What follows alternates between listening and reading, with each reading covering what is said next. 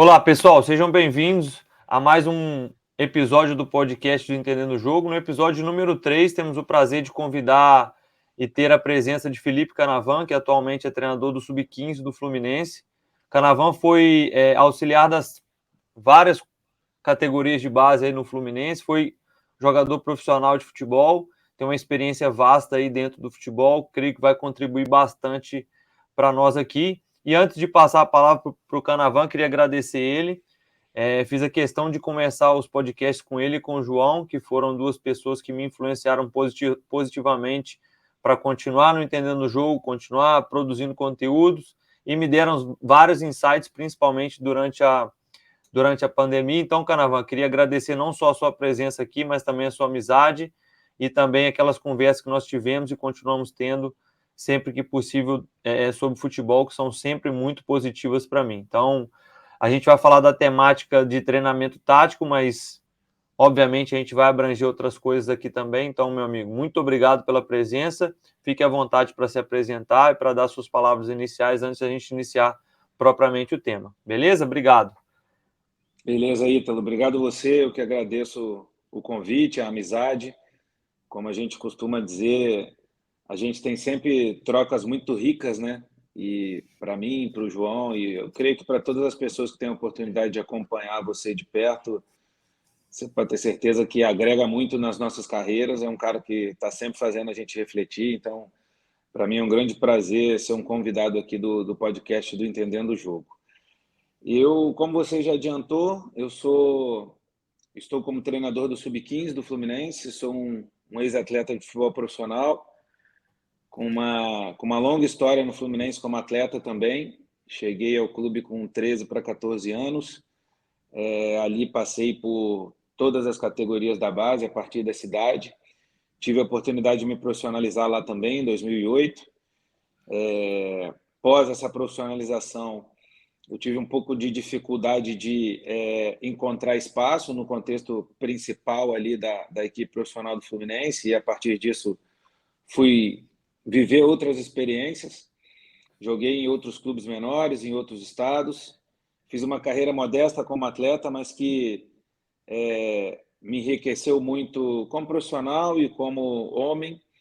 E aí, com 28 para 29 anos, já amadurecendo a ideia de poder retomar os estudos e começar a pensar em outras coisas, eu encerrei a minha carreira como atleta, comecei a estudar educação física, fui buscar os cursos de formação da CBF Academy e aí acabei retornando ao Fluminense como estagiário da categoria sub-20. Logo depois de um período como estagiário, tive a oportunidade de ser contratado, vivi experiências na preparação física, fui auxiliar técnico do Sub-14, do Sub-15, do Sub-17 e do Sub-20 e estou na minha segunda temporada como treinador. Ano passado assumi o Sub-14 lá em Xerém e tive a oportunidade de acompanhar a geração que eu assumi no ano passado agora para o Sub-15. Estamos aí na metade da temporada e dando sequência aos trabalhos. Ótimo. Não posso deixar de falar que é o atual campeão da Copa Rio Sub-15, né? Então, parabenizar pelo título aí. Tenho certeza que foi muito merecido. Não estou no dia a dia ali para acompanhar, mas tenho certeza que foi muito merecido pelo trabalho que desenvolve. Beleza, então para a gente começar, antes da gente entrar no campo propriamente dito, eu conheço muito sobre a metodologia do Fluminense, já tive contato com várias pessoas que estão aí, já fiz cursos dentro do Fluminense, então eu conheço muito bem a metodologia e queria que você falasse primeiro sobre a importância de ter, né, uma base metodológica por trás do treinador, para que o treinador possa dar o treino mais qualificado possível em termos de conteúdo, em termos de avaliação, enfim, em termos de estrutura mesmo, que é importante para o treinamento. Bom, perfeito. Vamos lá. Eu sou a prova viva de que um processo metodológico estruturado, simples, aplicável, faz toda a diferença no processo de formação, não só do atleta, que é o nosso público-alvo e que é o centro de todos os nossos processos, mas também na formação de um profissional. Eu quando cheguei a Xerém ainda como estagiário e me deparei com o documento orientador, eu pude perceber em que nível a formação tinha chegado, um nível muito profundo de detalhe do processo de treino, e passei a mergulhar naquele documento para entender de que forma esse processo era construído na prática. A partir disso, eu pude desenvolver as minhas ideias e hoje tenho muito claro, Ítalo, que todo documento orientador que olha para a teoria sem perder de vista a prática, ele só tem a agregar. Os nossos processos metodológicos hoje no clube são extremamente sólidos, extremamente aplicáveis, práticos. A gente costuma dizer que o documento orientador é um documento vivo, ele está em eterna construção e para mim é de suma importância porque da maneira que as coisas foram construídas em Xerém, esse documento ele traz um norte muito interessante para a gente organizar as nossas ideias a partir disso, sem nenhum tipo de rigidez ou engessamento. E mais do que isso, ele ajuda a gente a controlar os processos, a definir metas de curto, médio e longo prazo para o nosso trabalho, para o desenvolvimento individual dos jogadores.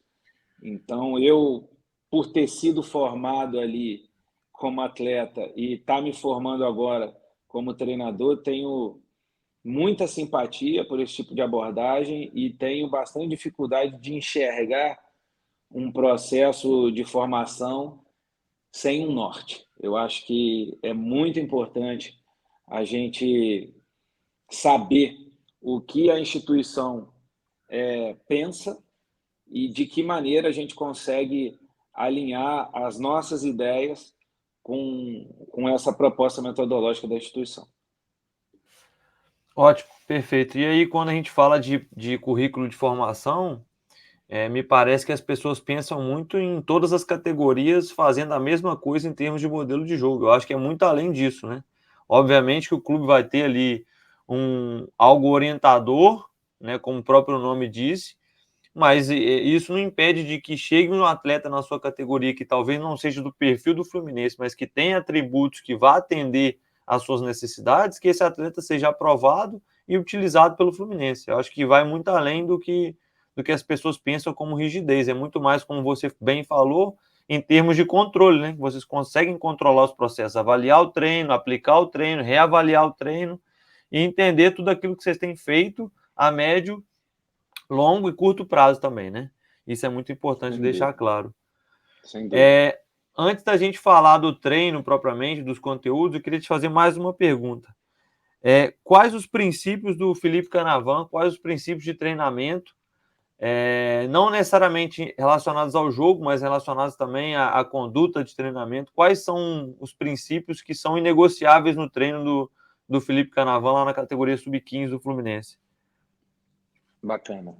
Bom, eu costumo dizer que eu sou um privilegiado porque Deus me deu a oportunidade de conviver com grandes profissionais ali em Xerém desde o meu retorno como estagiário, né? E eu pude sugar um pouquinho de cada profissional desse e, e eu vi vários tipos de abordagem, vários tipos de perfis, vários tipos de liderança ao longo de todos esses anos como auxiliar técnico e pude construir na minha cabeça algumas coisas que eu não abriria mão, como você disse, alguns princípios inegociáveis. Hoje, Ítalo, eu tenho uma preocupação muito grande, muito grande. A minha primeira preocupação com a sessão de treino é saber que aquela sessão precisa entregar algum tipo de conteúdo para o jogador. Isso é uma coisa que eu reflito muito e busco não abrir mão. Aquela sessão precisa ter um conteúdo e esse conteúdo precisa fazer com que o atleta saia daquela sessão com algum tipo de sentimento. Ele precisa sair dali acreditando que aprendeu algo novo. Um segundo princípio que faz muito sentido para mim é ter ideias claras, saber o que propor em cada atividade, saber que o conteúdo que eu estou propondo precisa fazer sentido para o atleta. E, às vezes, a gente olha muito para a nossa ideia e talvez aquela ideia, naquele momento, naquele período, não faça tanto sentido para o atleta. Então, eu procuro entregar um conteúdo e procuro ter o atleta como alvo. E um outro princípio que eu tento criar nas nossas dinâmicas é a capacidade que a gente tem de mobilizar o atleta. Isso também faz muito sentido para mim. E a partir dessa mobilização é tentar criar nele um senso de comprometimento para que ele consiga, primeiro, viver a atividade, viver a sessão, refletir sobre o conteúdo que está sendo proposto ao mesmo tempo que ele está tentando praticar, para que isso possa gerar nele uma capacidade de atenção, concentração, para que ele possa se comprometer e sair dali de fato com algo novo, né? com novas ideias para ele desenvolver ao longo da temporada, da carreira, da categoria, enfim. É basicamente isso: entregar conteúdo, ter clareza nas ideias, fazer com que esse conteúdo faça sentido para o atleta e tentar gerar nesse atleta um nível de engajamento alto para que ele se comprometa no mesmo nível que a comissão está se comprometendo com ele. E aí, enquanto você estava falando, eu também pensei eu não sou treinador, mas estou ali diretamente relacionado no campo de treino, né? E eu acho que um princípio que eu escolheria, cara, e tem totalmente relação com o que você falou, na minha visão, é a propensão. Eu acho que o princípio da propensão ele é muito interessante porque eu vejo muitos treinamentos que fogem tanto da lógica do jogo quanto da propensão daquilo que você quer trazer de conteúdo.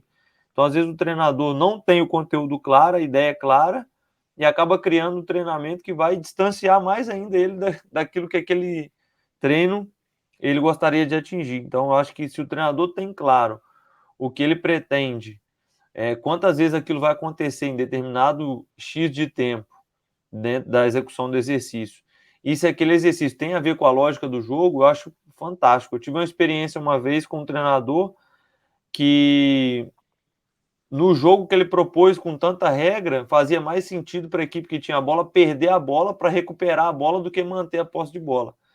E aí os jogadores perceberam isso durante a atividade, que era uma equipe profissional. Então, isso vai contra a lógica do jogo, né? Que é um dos princípios básicos do futebol, é manter a posse de bola e progredir no campo adversário. Então, a pontuação acabou atrapalhando o desenvolvimento da atividade dentro da lógica do futebol. Então, isso tudo que você falou, eu acho que tem a ver com o que eu complementei aí, que fica muito mais claro para o treinador também avaliar depois se o treino deu certo ou não. E aí, muitas vezes, as pessoas perguntam, e o treino foi bom? Eu costumo falar, o exercício foi bom, porque dificilmente ele vai ser ruim, os jogadores vão estar ali jogando e se divertindo. Agora, o treino, eu não sei se foi bom. A gente precisa diferenciar exercício de treino, né? São coisas diferentes. Em Dentro relação a... desse... Pode complementar, Só para fica à complementar vontade. esse ponto, isso que você falou sobre a propensão é muito interessante, e dentro desse tópico conteúdo que eu trouxe, uma das coisas que eu olho quando a gente pensa no conteúdo que a gente quer propor é justamente isso, é tentar fazer com que aquilo ali esteja muito claro e, a partir disso, a gente vai ter alguns pontos específicos desse conteúdo, como os nossos pontos de atenção da atividade ou da sessão, para que quando a gente encerre uma atividade ou até mesmo a sessão no final de tudo, a gente tenha a capacidade de olhar e falar, poxa, o que a gente propôs foi isso. De que forma isso se deu, quantas vezes o atleta vivenciou esse cenário, a gente tem capacidade de avaliar o que a gente propôs de acordo com o número de vezes que o atleta fez o que a gente gostaria de ver. Então, eu acho que faz todo sentido também a gente trazer esse princípio da propensão para esses princípios inegociáveis. Exato. E assim, se a gente quiser colocar algumas avaliações objetivas durante o próprio treino, eu acho que faz sentido também. Porque a gente consegue já balizar durante o próprio treino se está atingindo ou não. Então, por exemplo, um treino de posse de bola, a gente pode contar a pontuação. A cada 10 passos, a gente conta um. E aí a gente pode contar os passos totais também. Tem um auxiliar ali, um analista, alguém responsável pela contagem dos pontos.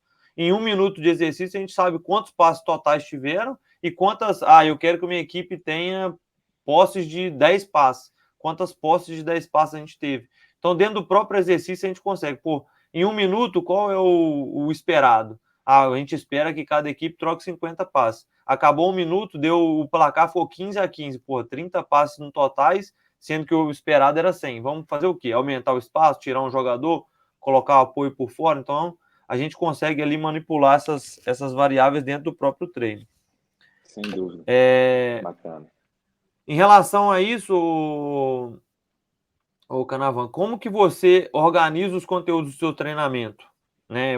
Você falou aí do conteúdo, e aí a gente passando para um próximo passo. Como você organiza os conteúdos em termos de programação da semana, programação do mês, vai de acordo com o adversário, vai de acordo com o que você acredita que você precisa passar de conteúdo para eles, vai de acordo com o que o Fluminense acredita que o treinador precisa passar para os atletas no Sub-15? Como que você divide esses conteúdos? Ô, Ítalo, nós temos bastante liberdade aqui no clube para organizar as nossas sessões de treino, pensar no conteúdo de maneira muito aberta. É claro que para a gente é muito rico ter profissionais ali do gabarito de um Marcelo Veiga, de um Guilherme Torres, que hoje é o nosso coordenador metodológico. Hoje as categorias elas possuem supervisores técnicos, além do coordenador técnico, que é o Marcelo Veiga. Todas as categorias possuem supervisores, que são profissionais que estão mais próximos da comissão no campo e têm a possibilidade de participar e avaliar reuniões de planejamento. Hoje o nosso supervisor técnico é o Marcos Johan, que é um profissional que tem bastante tempo de Fluminense, foi treinador de futsal, foi treinador de campo, é um cara que agrega muito também ao nosso ambiente. Então, nós temos bastante liberdade para organizar isso da maneira que a comissão entende que é a melhor para aquele grupo, tá? E eu, pessoalmente, gosto de olhar para a minha semana de treino e pensar em fases do jogo. Eu olho muito para o adversário que eu vou ter no sábado e o que eu imagino que esse adversário pode propor. Confesso que talvez 70%, 80% do nosso tempo aqui a gente está trabalhando mais organização ofensiva e princípios e subprincípios desse momento do jogo, muito por conta da característica das competições que a gente joga. E a partir do momento que eu defino a fase do jogo que eu quero trabalhar naquela semana, eu divido essa fase do jogo em momentos menores, como, por exemplo, se essa semana eu quero trabalhar organização ofensiva, aqui dentro dos nossos princípios, eu vou passar muito mais tempo trabalhando posse e vai dentro, que são dois princípios de jogo que a gente tem aqui. E dentro desses dois princípios, eu vou dividir a minha semana. Pode ser que eu queira trabalhar mais saída de tiro de meta em um primeiro momento da fase de construção, dependendo da maneira que o adversário vai propor uma organização defensiva. Às vezes ele vai tentar me pressionar mais alto, eu preciso de alguns mecanismos para quebrar a pressão. Se eu vou enfrentar um adversário que eu imagino que vai descer as linhas, vai passar mais tempo em bloco médio ou baixo, eu provavelmente vou andar um pouquinho com essa posse e vou trabalhar um outro momento de construção e a chegada em terço final. E mais para o final da semana, eu vou reduzir um pouco, tentar trabalhar alguns setores de maneira mais específica pro plano de jogo que a gente tem para o final da semana, e vou fechar essa semana com alguma atividade técnica de finalização, pensando em chegada pelo corredor lateral, pensando em chegada pelo corredor central. É basicamente assim que eu olho para o planejamento de um microciclo. Ótimo. E aí, só para complementar a pergunta, em relação à divisão da comissão técnica em termos de feedback, como que vocês fazem? Você gosta de deixar o seu olhar voltado para aquilo que é foco da semana e o seu auxiliar talvez olhe para a fase antagonista, ou você olha, cada auxiliar fica com um e você dá um feedback mais geral? Como que funciona essa dinâmica? Hoje aqui no Sub-15 nós temos um auxiliar técnico, um preparador físico e um estagiário. Além desses 3 profissionais, a gente tem o supervisor técnico, que eu comentei agora há pouco, e pensando em Sub-15, eu acho que é um corpo técnico muito rico. A gente tem a possibilidade de dividir esses olhares. Basicamente, eu estou olhando muito para o objetivo principal da sessão, se é um treino de saída de tiro de meta, e a gente tem algumas ideias ali para a saída de tiro de meta mais curta, por exemplo.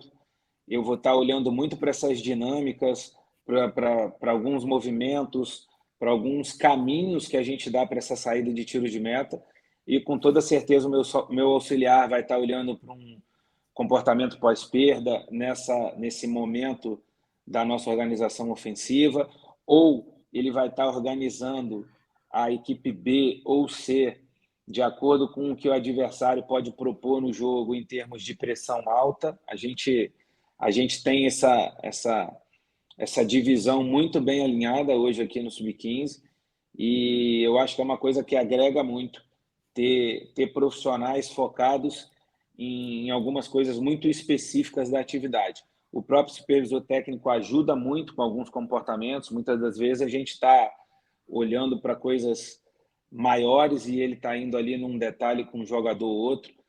Então, eu vejo dessa forma. Ótimo. Aqui, só para também compartilhar a experiência, eu sou responsável pelo trabalho da linha defensiva, né? Então, ontem, por exemplo, a gente fez um complemento com a linha defensiva em termos de trabalho de bola coberta, bola descoberta, ajuste de corpo na linha ali, para fechar os espaços entre os jogadores. Aquele, às vezes, o lateral já espera a bola por fora, aí acaba virando o quadril antes, a bola entra nas costas. Então, esses trabalhinhos, assim, após o treino, eu sou responsável por comandar da parte defensiva.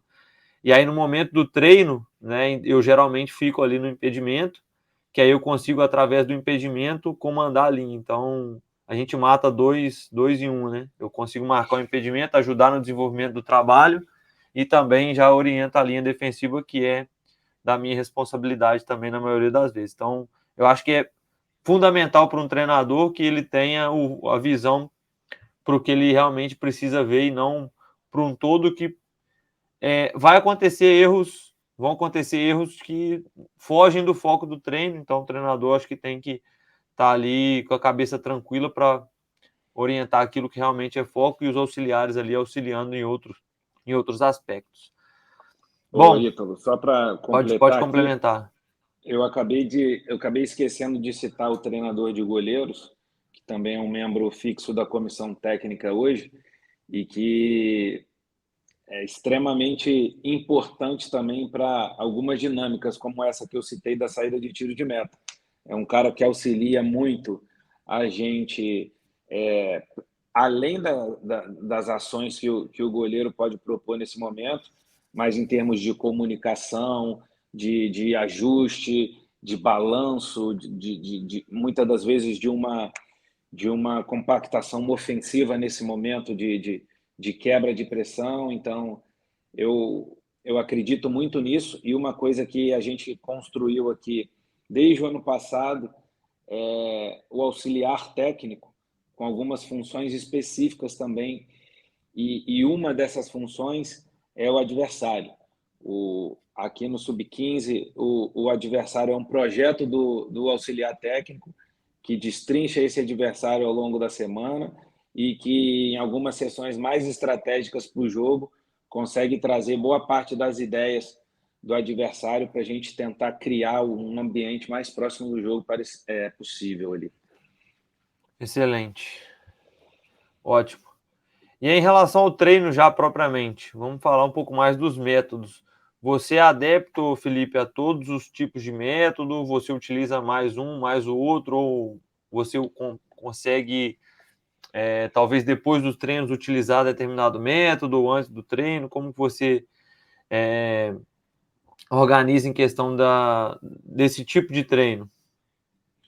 Oi, Ítalo, eu confesso que sou adepto de todos esses métodos. Eu confesso que eu não sou um cara muito preso a nomenclaturas. Toda vez que a gente para planejar uma semana e organizar as nossas sessões, eu estou olhando muito para o conteúdo que eu quero dar de acordo com a fase do jogo que a gente vai estimular. E a partir disso, a gente está pensando em atividades que, ora, vão ter situações mais integradas, ora, vão ter situações mais globais, e em algum momento, em alguma sessão dessa ou em alguma atividade dessas sessões, a gente vai trabalhar algumas situações mais analíticas para buscar repetição, encaixe de corpo, encaixe de pé de apoio, de que maneira a gente quer encaixar o quadril para uma situação específica. Então, primeiro, eu não sou um cara muito preso a nomenclaturas, mas também não me prendo a um tipo de método só. Eu, pessoalmente, acredito que esse tipo de abordagem acaba limitando o futebol, a aprendizagem do futebol, e eu acho que, principalmente em formação, a gente precisa estar sempre aberto. Está sempre aberto porque é um momento muito rico do profissional, do garoto, que a gente está tendo a oportunidade de acessar ali, e eu me preocupo muito em não privar ele de nenhum tipo de oportunidade de se desenvolver. Ótimo, perfeito. Eu concordo 100% do que você falou. Acredito que a gente não precisa falar de comparações, né? Quando a gente compara, a gente limita. Então, acho que a gente pode explorar várias coisas positivas de todos os métodos. Em relação à divisão do treino em si, Felipe, antes da gente falar dos feedbacks, como que você divide seu treino? Geralmente 2 partes, 3 partes? Você gosta de terminar o treino com um jogo maior? Não gosta? Como que você divide as atividades assim do treino propriamente? Bom, para resumir uma sessão nossa, a gente geralmente tem uma atividade pré-treino. Isso pode ser uma atividade com a psicóloga, pode ser uma atividade na fisiologia, pode ser uma atividade com o preparador físico num treinamento de força mais específico na academia, pode ser uma atividade comigo e com um auxiliar voltada para algum setor específico da equipe, talvez linha de 4, às vezes meio-campistas, às vezes atacantes. A gente tá chamando esse momento de pré-treino. Pós isso, a gente está no campo para uma ativação com o preparador físico. Essa ativação, na maioria das vezes, tem um link muito forte com o objetivo principal da sessão, um link muito grande com a primeira atividade que eles vão ter comigo. E, geralmente, essa primeira atividade é dividida em 2 situações. Às vezes, eu quero uma atividade mais geral, que não vai ter tanto link com a segunda atividade, que vai ser com a segunda ou com a terceira. Estou chamando de última atividade essa, mas que vai ser a minha principal atividade do dia. Por isso que eu estou chamando essa primeira de geral. Pode ser um jogo de posse geral, com algumas regras que me limitam aonde me movimentar, ou me limitam em números de toques, ou me limitam em algumas ações específicas para a gente continuar mantendo a posse em algum determinado setor de um campo que a gente criou, ou pode ser alguma coisa muito específica, como, por exemplo, eu trabalhar a minha linha de 4 com os meus 2 volantes para construir num 4-2 e trabalhar quebras de pressão, por exemplo, numa escala menor, para depois andar para uma escala maior. E a minha última atividade, geralmente, é uma atividade que tem um caráter de jogo. Esse jogo ele pode ter algumas regras específicas, pensando naquele princípio das propensões que a gente citou agora há pouco. Eu posso querer alguma propensão de alguma situação ali e vou tentar manipular alguma regra para esse sentido, ou eu posso terminar essa sessão com um jogo mais aberto, sem muitas regras, que a gente vai tentar identificar os comportamentos que a gente trabalhou na primeira e na segunda atividade, na última atividade com uma escala maior. E uma coisa que eu pessoalmente valorizo muito, Ítalo, é a progressão pedagógica. Eu acredito nisso, acho que é uma coisa que faz sentido para o atleta, na maioria das vezes, você entregar uma coisa mais simples para ele desenvolver dentro desse simples e chegar no mais complexo, mais preparado. Isso também é uma coisa que eu olho muito. Então, basicamente, a gente está pensando em vir do simples para o complexo, tentando desenvolver o indivíduo e, às vezes, o setor para chegar num jogo maior e tentar fechar o dia com alguma coisa que a gente gostaria de ter entregado em termos de conteúdo para eles. Ótimo. Bem interessante essa divisão. É algo bem próximo daquilo que eu penso também. Em relação a, só para complementar essa pergunta, você falou em relação à limitação de toques, esse é um assunto que muita gente gosta de comentar, e eu tenho uma opinião particular, e depois eu até posso compartilhar ela, mas eu queria que você falasse um pouquinho sobre o que você pensa sobre a limitação de toques, se você acha que é sempre desvantajoso, em alguns momentos pode ser vantajoso, o que você pensa sobre esse tema aí que muita gente discute? Isso é uma coisa que eu, pessoalmente, amadureci bastante ao longo desses 18 meses que eu estou como treinador no Fluminense. Eu sempre tive um olhar meio crítico para tudo que limitava toque. Durante boa parte da minha carreira ali como membro de comissão técnica, por discussões, por ouvir alguns colegas e por entender também pessoalmente que aquilo ali podia limitar o jogador de alguma forma. Hoje eu tenho uma visão um pouco diferente, não estou aqui para dizer o que é certo e o que é errado, longe de mim, mas estou aqui para compartilhar algumas coisas que eu acredito que eu tenho visto na prática.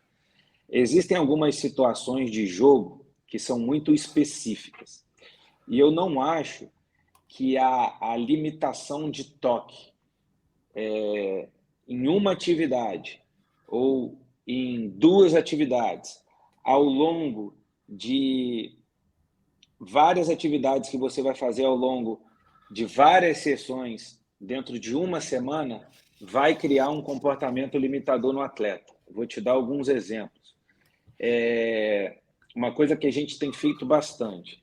Tem alguns momentos da minha organização ofensiva que eu acho extremamente vantajoso e extremamente positivo para o atleta e para a nossa dinâmica de construção, ele trabalhar com 2 ou 3 toques na bola. Porque, primeiro, eu vou condicionar esse cara a olhar para algumas coisas muito básicas da recepção, como, por exemplo, um ajuste corporal.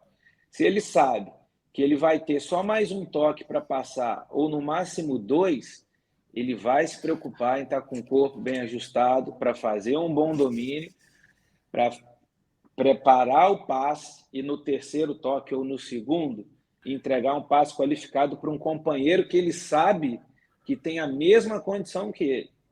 Isso é uma coisa que eu tenho cobrado muito.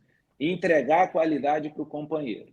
Então, se eu estou em campo defensivo e eu tenho condição de trabalhar em 2, 3 toques para progredir, não faz sentido eu dar 4, 5, 6 toques na bola para romper uma linha de marcação ou fazer uma simples circulação para tentar criar um balanço numa linha adversária, sendo que eu posso fazer isso em menos toque. E muitas das vezes, um menino de 14, 15 anos, ele gosta tanto da bola, ele quer tanto a bola em alguns momentos, que ele não enxerga essa condição.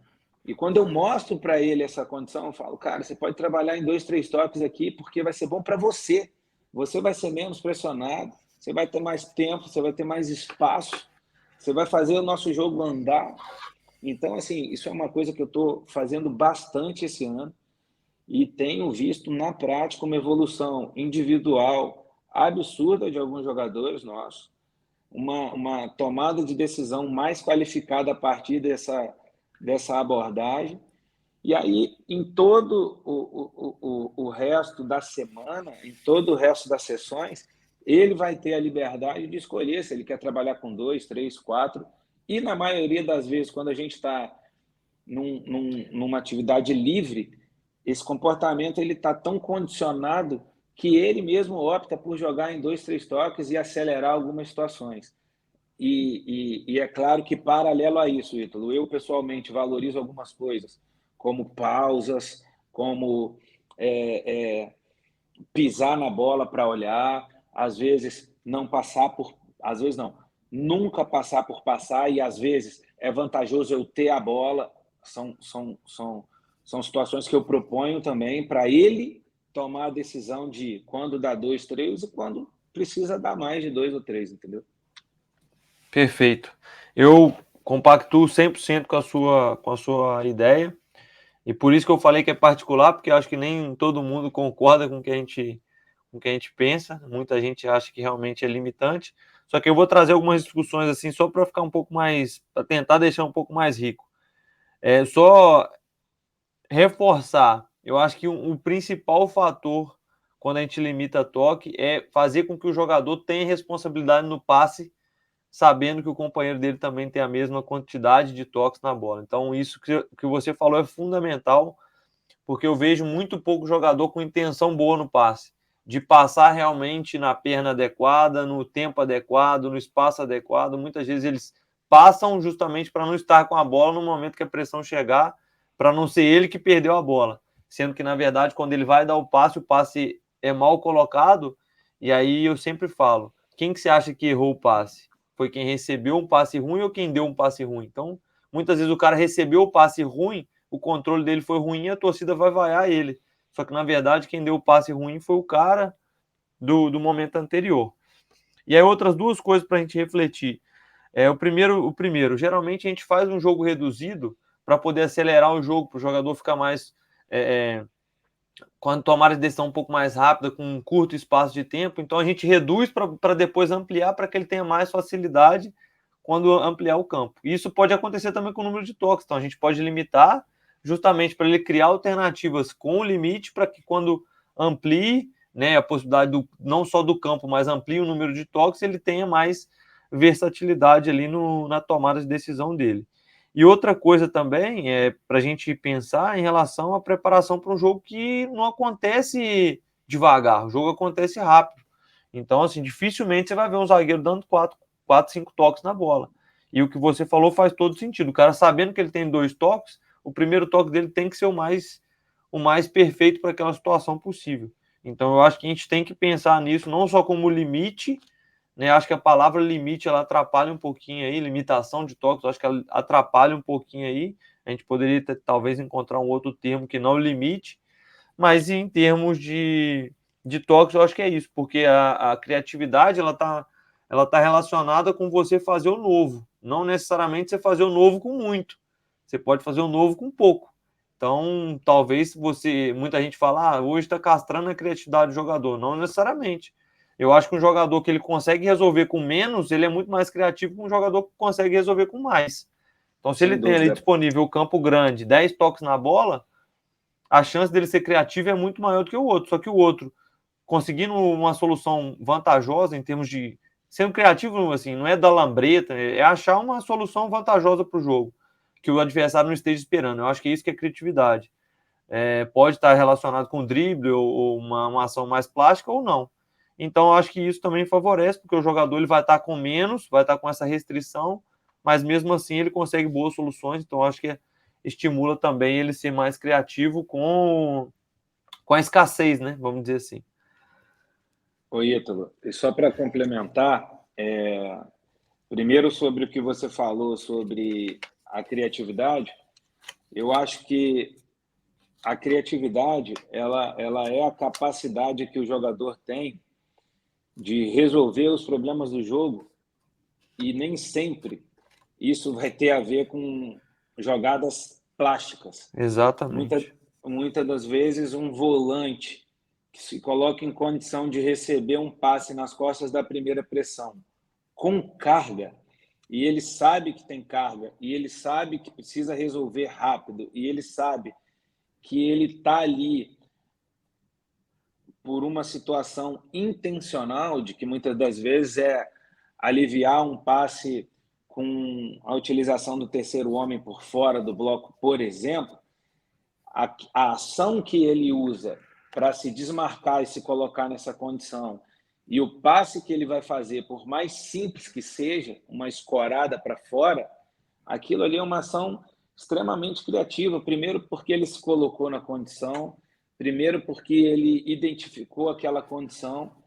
Eu não tenho como não dizer que esse volante, que tem essa capacidade de ler esse cenário, se colocar nessa condição e resolver um problema com um toque na bola, ele não é criativo. Da mesma maneira que um atacante recebe em terço final e pedala 2, 3 vezes, dribla um zagueiro e um lateral e faz uma bola de canal para um gol, também é criativo, né? E sobre a questão dos toques, uma coisa que eu acho bem legal também da gente refletir, e é o que eu tenho feito aqui, é experimentar, cara. A pessoa tem que experimentar, entendeu? O treinador, a comissão técnica, eu acho que todo mundo que tem as coisas muito fechadas, não. Eu não faço isso ou não faço aquilo porque eu acho isso. Pô, se dê a oportunidade de experimentar. Às vezes, uma situação dessa é extremamente propícia para o grupo que você tem na mão naquela temporada, naquele momento. Os atletas vão se identificar com essa abordagem e você vai ver a coisa fluindo. Uma coisa que eu tenho feito aqui, por exemplo, é não limitar tanto em terço final. Mas como os meus jogadores que jogam em terço final também em muitos momentos eles se aproximam do centro do jogo para oferecer apoio, aqui no centro do jogo, em outros momentos da organização ofensiva, eles estão trabalhando em 2, 3 toques, eles se colocam em terço final, têm liberdade de toque, às vezes trabalham com mais toque, mas em muitas das vezes resolvem problemas em terço final com 2, 3 toques. E isso tem sido uma coisa que eu tenho observado e tem sido muito interessante para a gente. Ótimo. Outra alternativa, só para a gente finalizar isso aqui, que eu gosto de utilizar também, assim, um toque para um, 2 toques para outro. Então, se um companheiro deu 2 toques, eu posso só dar um. Que aí entra naquele senso que você falou no começo, quando você falou dos princípios fundamentais lá do seu treino. No senso de comprometimento. Eu tenho que estar comprometido com o meu companheiro, porque se eu tenho 2 toques, eu sei que ele só tem um. Mas se ele só tem um, eu sei que antes dele receber, eu já tenho que estar preparado para receber, porque ele já vai dar a bola de primeira em mim.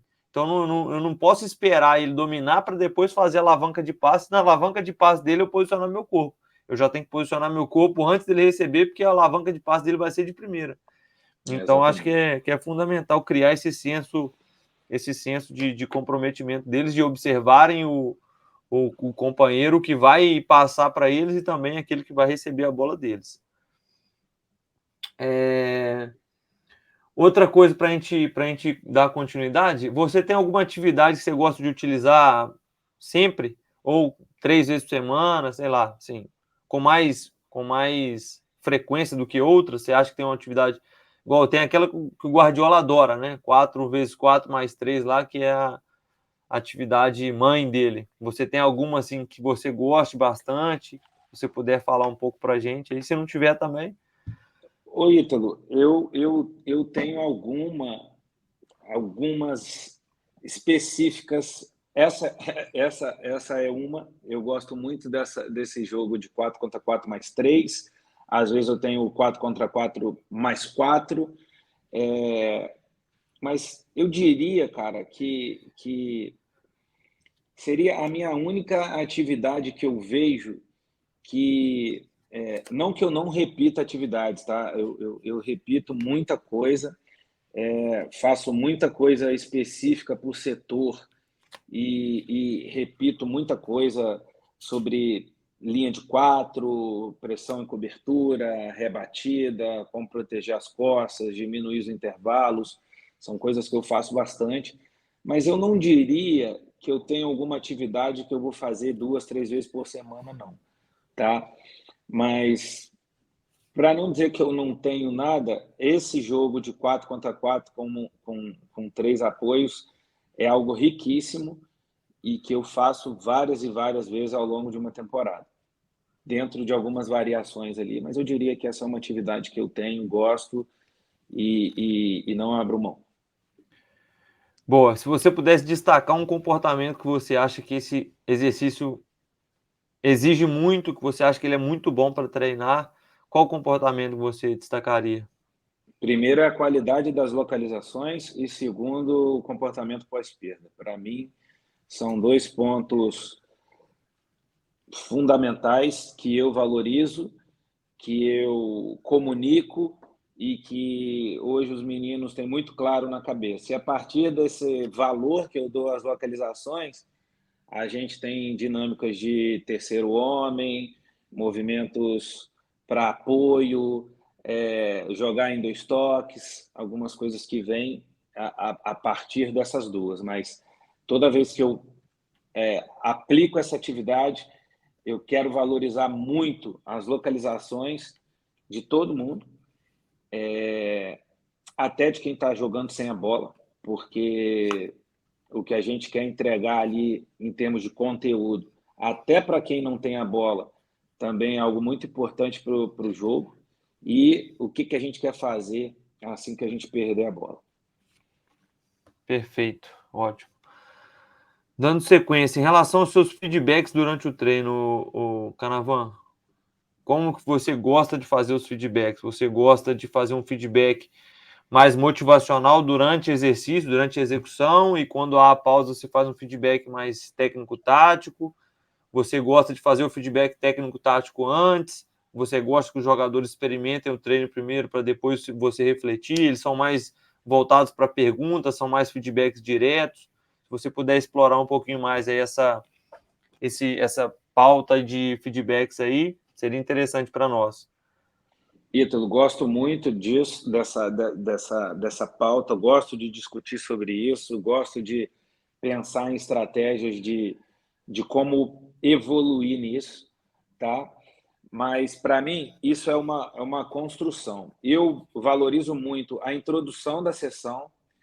Eu não trabalho com quadro tático para todas as atividades. Não são todas as atividades que eu trago o quadro tático para o campo para mostrar o que eu quero. Mas eu não abro mão de introduzir a sessão. Eu falo o que eu quero na primeira sessão, na primeira atividade, falo o que eu quero na segunda e falo o que eu quero na terceira, de maneira muito resumida no início. Mas eu acho que essa introdução é fundamental para o jogador começar a montar a sessão na cabeça dele. Quando a gente está iniciando a primeira atividade, eu geralmente estou mostrando essa atividade para o grupo todo. Às vezes a gente tem 2, 3 campos ali que eu estou tocando um, o auxiliar está tocando o outro, o preparador físico está tocando o outro. Eu geralmente trago todo mundo para o meu campo e mostro ali durante 1 minutinho ou 2 o que a gente quer daquela atividade. Ao longo dos blocos da atividade, eu estou dando muito feedback. Eu sou um cara que eu vivo o treino, eu gosto muito daquele ambiente e na maioria das sessões eu estou interagindo muito, estou dando muito reforço positivo, estou tentando corrigir uma coisa ou outra ao longo daquele bloco.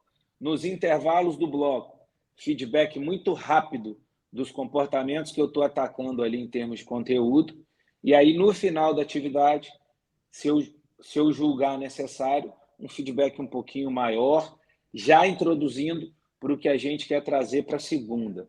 E aí, no final do treino, às vezes, eu entrego alguma coisa para eles dentro do que eu vi, dentro do que foi proposto e dentro do que eles conseguiram assimilar e executar, e às vezes eu não tenho feedback nenhum, encerro a última atividade, a gente faz o encerramento de maneira mais breve, e aí eu libero os meninos para o preparador físico coletar PSE, hidratação, e a gente poder fechar a sessão.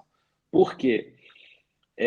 Eu acho que a nossa interação ao longo da atividade é importante. Eu acho que existe um limite ali, nem muito, mas se a gente não estiver entregando nada, eu não sinto que eu estou participando, que eu estou vivendo, e aí parece que eu estou limitando o conteúdo. E eu acho que os jogadores, pelo menos esse grupo que eu já conheço há 1 ano e meio, interagem bem comigo assim, tá? Os feedbacks que eu falei sobre os fins das atividades é uma coisa para a gente evoluir dentro da atividade e qualificar a atividade. E o final, eu tento ler se foi tudo cansativo, se eu vejo que não vai ter muita absorção, libero, a gente fecha, e pode ser que no outro dia a gente comente algo, mas se eu vejo que eles ainda estão tranquilos, ainda podem absorver alguma coisa, a gente pontua uma coisa ou outra para eles saírem dali com aquilo na cabeça, acreditando que absorver o máximo possível. É basicamente isso. Perfeito, ótimo. Eu acho que duas coisas podem facilitar muito, né? A primeira delas é, obviamente, como você falou em relação à metodologia do Fluminense, vocês têm palavras-chave, né? Comunicações que são muito fáceis de serem atingidas, porque vocês já criaram essa cultura, então o que é posse, o que é vai dentro, o jogador já tem essa noção, então quando você grita vai dentro, o jogador já tem a referência do que é o vai dentro. Eu acho que essa comunicação ela facilita demais, porque ela é simples e ela transmite alguma informação com ela, então o jogador já sabe o que ele precisa fazer. Eu acho que isso é fundamental. E uma coisa que eu gosto de fazer antes dos treinos também, na própria sessão ali eu coloco uma aba para falar dos erros esperados. Então Legal. quando eu vou trabalhar a linha de 4, por exemplo, eu coloco erros esperados. Que aí, quando eu já tenho os erros esperados, já conheço meus atletas, já tenho os erros esperados, eu já posso criar as possíveis correções, possíveis feedbacks. Então, ontem, como eu trabalhei a linha de 4, quando eu planejo um exercício para a linha de 4, eu já coloco os erros esperados. Por exemplo, ontem eu já esperava que os erros eram que os laterais antecipassem o passe por fora e a bola acabava entrando por dentro. Quais são as possíveis correções por isso? E aí a gente trabalha ali a relação da linha da bola. Se a linha da bola está da linha do lateral para dentro, ele fica com o peito para dentro. Se a linha da bola está entre o lateral e a linha lateral, ele já pode virar o corpo para fora, porque a bola já não entra entre ele e o zagueiro mais para atingir o cara que está nas costas dele. Ela pode entrar para atingir o cara que vem na corrida de dentro, e aí entra outras coberturas, né? O zagueiro do lado contrário, o goleiro, enfim. Já não é tanta responsabilidade do lateral. Então a gente já cria mecanismos de correções já sabendo possíveis erros. Então eu já gosto, mesmo que eu não leve isso para o treino, que eu não passe isso para o jogador, eu acho que a gente consegue calcular, entre aspas, né, de forma subjetiva, esses erros, eu acho que a gente já consegue criar possíveis correções e feedbacks dentro daquilo que a gente planejou. Então isso facilita demais na minha concepção, no meu dia a dia. Aí vai mais como uma sugestão do que propriamente algo que é correto de se fazer, né? Muito bacana isso aí. Para a gente caminhar um pouquinho mais em relação à avaliação do seu treino. Eu dei um exemplo lá da avaliação dentro do próprio treino, né? Que a gente pode criar ali pontuações e ações que vão mostrar para a gente, eu quero posse, mas a cada 10 passos vai sair uma finalização. Então, se em 1 minuto saíram 10 finalizações, eu sei que em 1 minuto deram 100 passes, né? 10 vezes 10 ali. Então, a finalização obviamente, é um treino, mas ele é muito mais ali um indicador de desempenho da minha posse do que propriamente a finalização em si. Então, eu queria saber de você se você tem esses indicadores de desempenho mais objetivos durante o treino e como que vocês avaliam o treino após o treino. né? A comissão senta, como eu sei que tem um sistema de notas aí que vocês fazem, não sei se isso se mantém, mas se puder explicar um pouquinho como vocês avaliam o treino para que vocês possam, obviamente, evoluir cada vez mais em cada sessão, seria muito bacana para nós. Temos, eu gosto de avaliar o treino durante a sessão, sim, dentro desses exemplos que você citou, de estar criando objetivos, pontuando esses objetivos e avaliando esses objetivos. Eu acho que isso é uma coisa muito rica, que entrega uma coisa muito rápido, que a gente consegue olhar aquilo e falar, poxa, isso está funcionando ou não está funcionando, mas nem sempre. Às vezes eu tenho alguns objetivos que a gente está trabalhando ali naquele momento e muitas das vezes eu não estou contando o número de passe na minha posse. Eu estou olhando muito mais para a maneira que a gente conseguiu ficar com aquela bola ali, e isso também é uma ferramenta de avaliação para mim. Mas temos sim essa dinâmica ao longo da sessão, e temos também a nossa ferramenta de avaliação pós-treino, que é um material riquíssimo. Eu sou um pouco suspeito para falar, mas toda vez que a gente para refletir sobre esses processos, a gente vê o quão importante é e passa a dar mais valor. Porque toda vez que você para refletir sobre algo que você fez, a tendência é que da próxima vez você esteja muito melhor naquilo, porque você criou um mecanismo para avaliar se você está fazendo bem ou se você não está fazendo tão bem. Nós temos esse mecanismo aqui no clube, isso está muito isso é muito sólido, está muito enraizado, e esse mecanismo ele é utilizado diariamente. A gente termina o treino, senta, geralmente o preparador físico está organizando o que ele precisa fazer pós-treino de acordo com o setor, né? Ele às vezes está organizando o relatório do GPS, ele está descarregando os dados do GPS para montar esse relatório, e o supervisor, eu, o auxiliar, a gente está sentando para avaliar as atividades, para pensar nas notas e refletir sobre tudo que a gente fez. Eu acho que essa avaliação ela é fundamental, primeiro, para a gente saber o que a gente está fazendo, e segundo, para a gente medir a qualidade do que a gente está fazendo, né?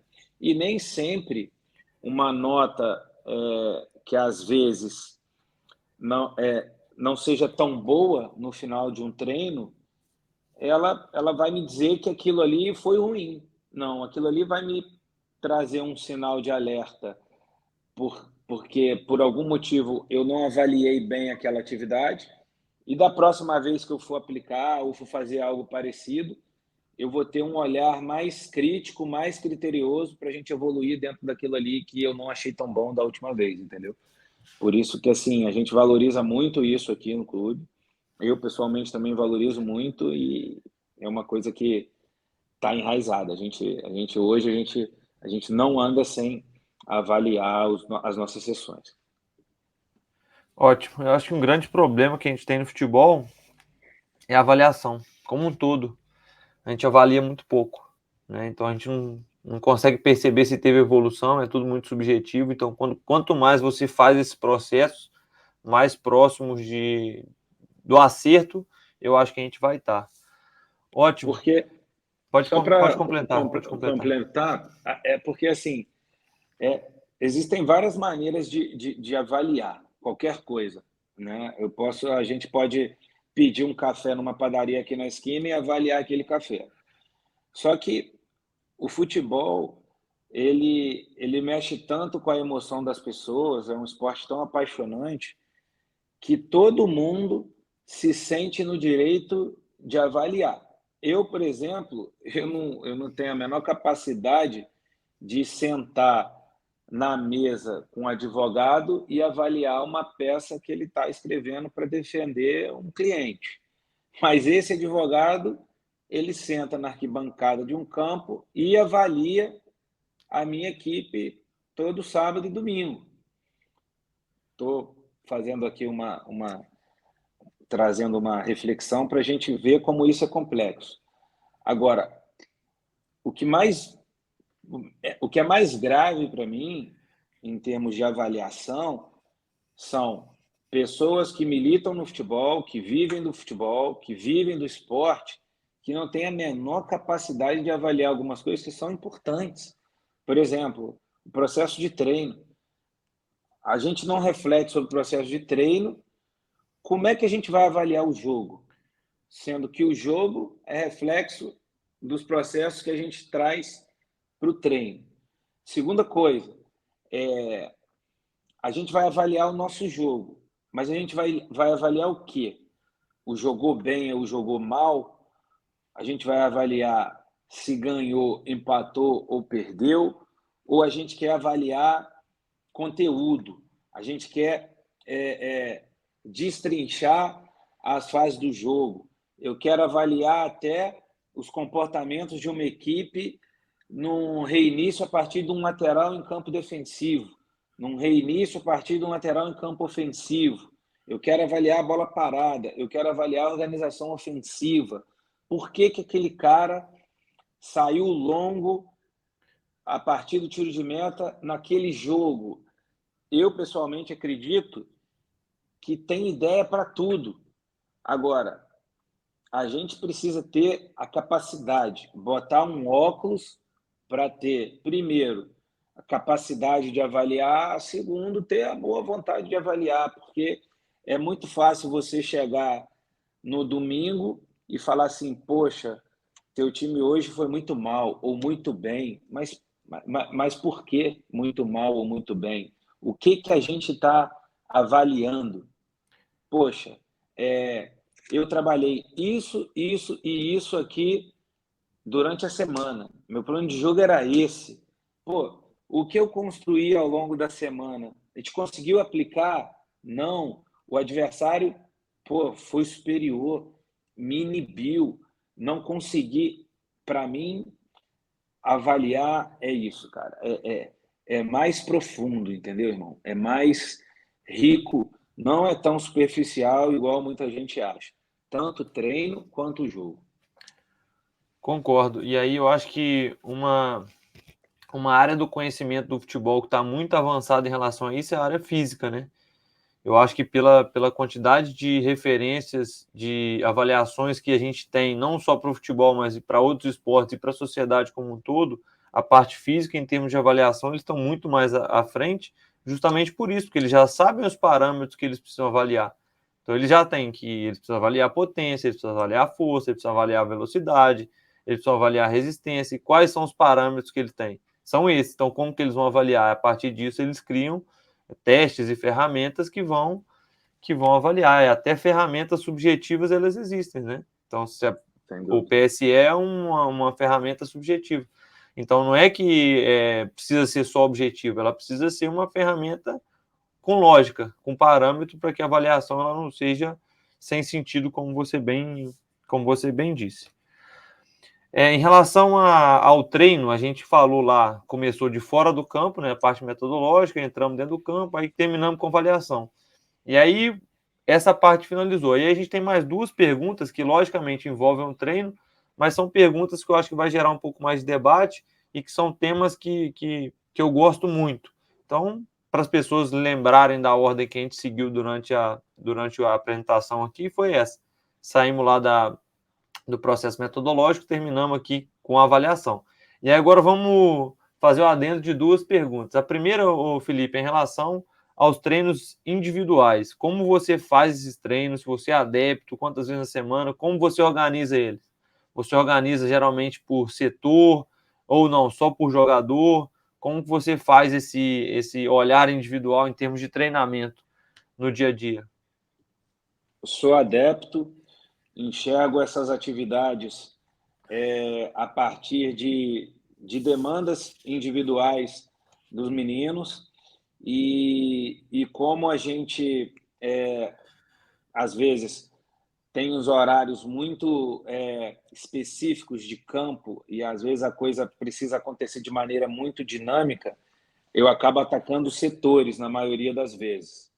Em que momento? Isso pode ser um pré-treino ou pode ser um complemento. Depende muito do dia, depende muito do objetivo, da atividade que a gente vai propor nesse treino individual ou nesse treino para o setor. Mas sou adepto, gosto, acho que faz diferença no jogo, acho que faz diferença na formação do atleta, porque é um momento, nem que sejam 15 ou 20 minutos, que você está ali com um grupo menor, que você pode atacar algumas coisas muito específicas do indivíduo.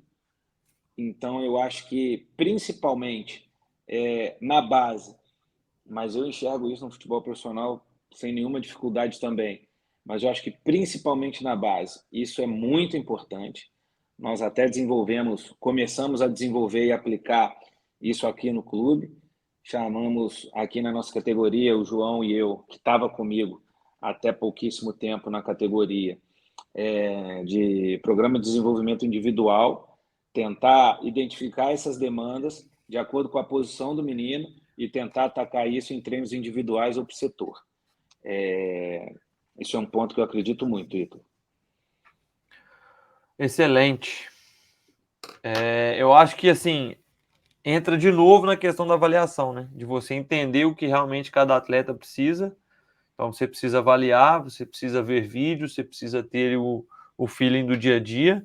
E aí, uma coisa que eu acho interessante também é da gente criar o plano de ação para o jogador, né? E eu acho que se a gente consegue avaliar, se a gente consegue perceber, é um jogador que domina muitas vezes de costas, e aí ele domina muitas vezes de costas, que a perna dominante dele em relação ao espaço que ele joga faz com que ele domine sempre essa bola de costas. Então, o que a gente pode criar de plano de ação? Pô, a cada 10 bolas que você receber no jogo, a partir de agora, você tem que pelo menos 8 receber com a perna não dominante, que ela vai te aproximar de receber a bola de frente para o jogo. Então, eu acho que isso é importante, a gente avaliar, detectamos o problema, identificamos o problema, vamos agir em cima do problema com treinamento, com um programa individual ou setorizado, de acordo com a dinâmica que cada um tem de logística, e criar um plano de ação para o jogador. Vamos fazer pelo menos 2 sessões de treino por mês, ou por semana, ou por 15 dias, voltadas para aquele problema que a gente identifica que é o seu problema mais grave, entre aspas, né? Que é um problema que te faz perder muita vantagem, que é um problema que te faz enxergar poucas vantagens no jogo, porque você domina de costas para o jogo. Então, se você conseguir se aproximar menos da bola, dominar com a bola com a perna mais distante, girando o quadril de frente, você vai conseguir achar o que você tem melhor. Talvez seja um passe em profundidade. Você tem um ótimo passe em profundidade. Só que a cada 10 bolas que você tem, 2 você recebe de frente, 8 você recebe de costas. Então, eu acho que isso é muito importante para a gente identificar e criar esse plano de ação. E aí eu gosto demais desse programa de desenvolvimento individuais. Eu sou um fanático pelo desenvolvimento individual, aí eu acho que é fundamental. E eu acho que esse é um passo muito interessante de avaliação e criar o plano de ação. E, obviamente, entender as necessidades, não só do jogador, mas daquilo que o treinador precisa como ideia também, para que entre em conjunto ali quais são as necessidades, as possibilidades do jogador e o que o treinador espera daquele jogador. Oi, Ítalo. Só para completar isso que você está falando, nós avaliamos aqui mensalmente os nossos jogadores. Nós temos uma avaliação mensal dos jogadores. Essa avaliação, dentro dessa avaliação, existem alguns critérios que a gente vai pontuando, existe uma descrição do jogador, e tudo que a gente faz é para chegar nisso que você falou, que para mim é o principal objetivo, talvez, da categoria de base, que é o plano de ação, né? Ali a gente descreve o plano de ação, coisas muito pontuais, tudo dentro de uma realidade que a gente consiga atacar no próximo mês.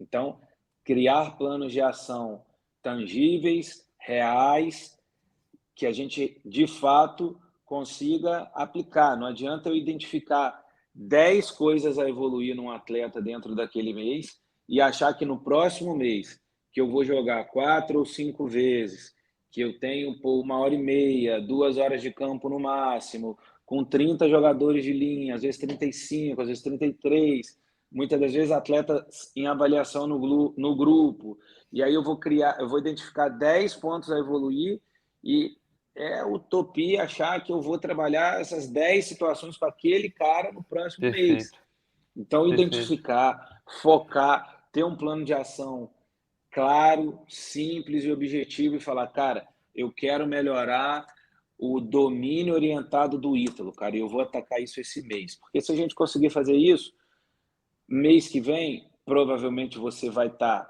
dominando de forma orientada melhor. E aí eu vou poder olhar para outras coisas como, sei lá, o seu passe longo. E a gente vai pensar nisso num próximo plano de ação. Entendeu? Isso é uma coisa que a gente tem discutido bastante com o Guilherme aqui Exato. e a gente tem buscado atacar, tem sido bastante legal. E às vezes dentro da logística de vocês faz mais sentido vocês identificarem um problema que esteja mais relacionado ao setor do que ao indivíduo como um todo, né? O indivíduo, o atleta. E aí talvez faça mais sentido os reforços durante o próprio treino individuais vão fazer muito mais sentido do que você isolar o jogador e fazer o trabalho com ele, porque é uma logística diferente que vocês têm. Então, a identificação do problema já é um pouco diferente pelo contexto específico do Fluminense Sub-15. Então, é isso que as pessoas têm que entender. Dentro de cada contexto, cada jogador vai ter uma necessidade. Isso aí. E para a gente finalizar, senão vão acabar meus post-its aqui, ó, já estou lotado de post-it aqui, senão vai acabar. Eu também fechei Eu aqui queria, a anotação também. eu queria que você falasse um pouquinho mais, o Felipe, em relação ao vídeo, como que vocês utilizam os vídeos aí, se vocês utilizam vídeos mais semanais, mais mensais, se eles são mais voltados para a sua própria equipe, se eles são mais voltados para os atletas da equipe adversária, ou se eles são mais individuais, com vídeos de exemplos da equipe principal do Fluminense, enfim. Como vocês fazem a utilização dessa ferramenta no dia a dia de treinamento? Bacana. Hoje a gente tem uma condição muito boa, eu considero muito boa, de ter um analista por categoria aqui em Xerém. E o CIAM, que é o nosso Centro de Informação e Apoio Metodológico, ele hoje é um departamento extremamente estruturado. Hoje a gente tem condição de filmar todas as sessões de treino, se a gente julgar necessário, e ter esse material ali de maneira bem rápida, bem dinâmica, através do nosso analista de desempenho, muitas das vezes com um material com marcações dentro do que a gente gostaria de ver, dentro do que a gente está propondo. Então, eu considero uma coisa muito rica que a gente usa. Existem algumas atividades que a gente pede para ele filmar, que muitas das vezes a gente assiste só a comissão, identifica algumas situações e leva para o atleta. Outras das vezes a gente assiste, resume o material e o que a gente quer construir com eles e depois mostra na sala de vídeo, tá? Isso falando sobre treino. E sobre material de jogo e de adversário, nós temos aqui hoje todos os nossos jogos filmados, inclusive jogos amistosos, enfim. Temos pós-jogo um material riquíssimo de scout coletivo, scout individual, compacto, gols recortados, jogo completo, que a gente consegue, a partir disso, criar o que a gente quer com eles para aquela semana. Por exemplo, a gente está vindo de 2 jogos contra o Vasco nas finais da Copa Rio. Então, eu tinha os 2 jogos, assisti os 2 jogos, identifiquei nesses jogos alguns pontos positivos e pontos a evoluir que eu gostaria de compartilhar com eles. Dentro disso, fizemos juntos alguns recortes, levamos para a sala de vídeo, mostramos o material, acessamos os meninos a partir do que a gente estava julgando importante para esses confrontos contra o Vasco. Muitas das vezes, essa dinâmica de vídeo não tem nada a ver com o adversário, tem mais a ver com a gente. São situações muito específicas ali que a gente vai semana a semana, mas esse momento de vídeo com os meninos, seja com o grupo todo, seja com o setor, ou seja com o indivíduo, é muito rico mesmo. A gente valoriza isso aqui de uma tal forma, Ítalo, que hoje, no nosso scout individual, o menino tem um link, ele tem acesso ao scout, então ele vê todas as ações dele no jogo. E aí, no final desse scout, tem um link que ele consegue clicar e ver todas as ações dele naquele jogo. Isso com 15 anos. A partir do sub-15 a gente tem esse material. Além do compacto, além do vídeo dos gols e além do jogo todo. Então é uma coisa que está enraizada no clube, os meninos gostam desse material, investem tempo nisso.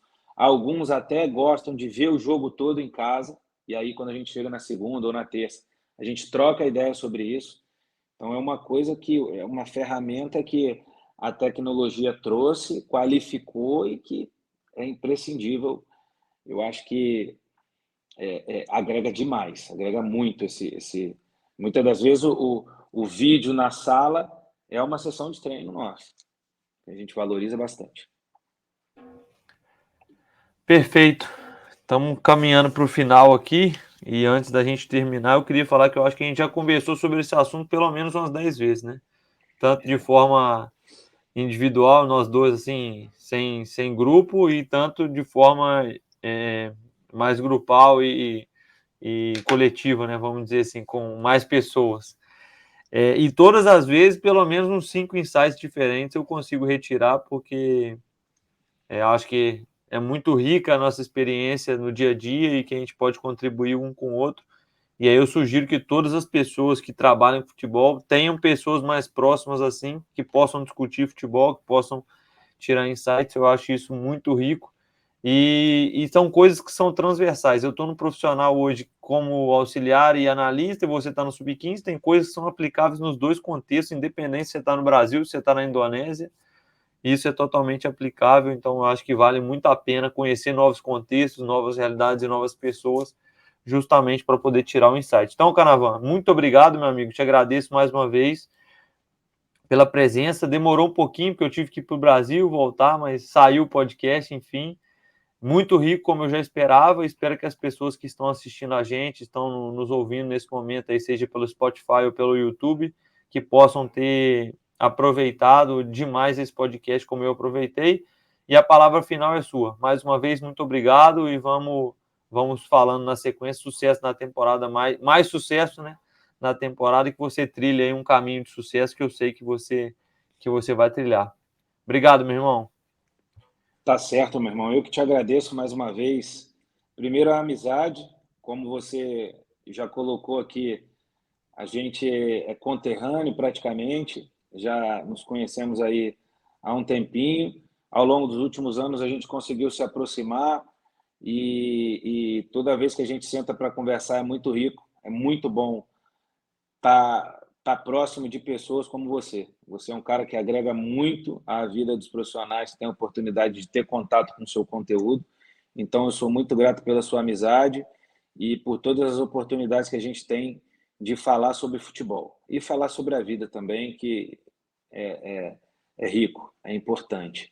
E agradeço muito o convite. Para mim é um prazer participar do podcast do Entendendo o Jogo, que é uma página que hoje, sem dúvida alguma, é uma das referências nacionais que a gente tem aqui em termos de conteúdo ali no Instagram, e além dos cursos que você passou a promover, que também são riquíssimos. Para mim é um grande prazer poder estar aqui falando um pouquinho de futebol com você e com todos os ouvintes e as pessoas que acompanham o seu trabalho. Espero ter agregado um pouquinho aí, e é sempre bom também ter o feedback das pessoas. Sei que muita gente vai comentar, isso também é muito legal para a gente medir o caminho que a gente está trilhando. Te agradeço, muito obrigado, estamos sempre à disposição aí para discutir futebol, meu amigo. Muito sucesso aí na sua caminhada, eu sigo daqui na torcida. Valeu, pessoal. Um abraço, até a próxima.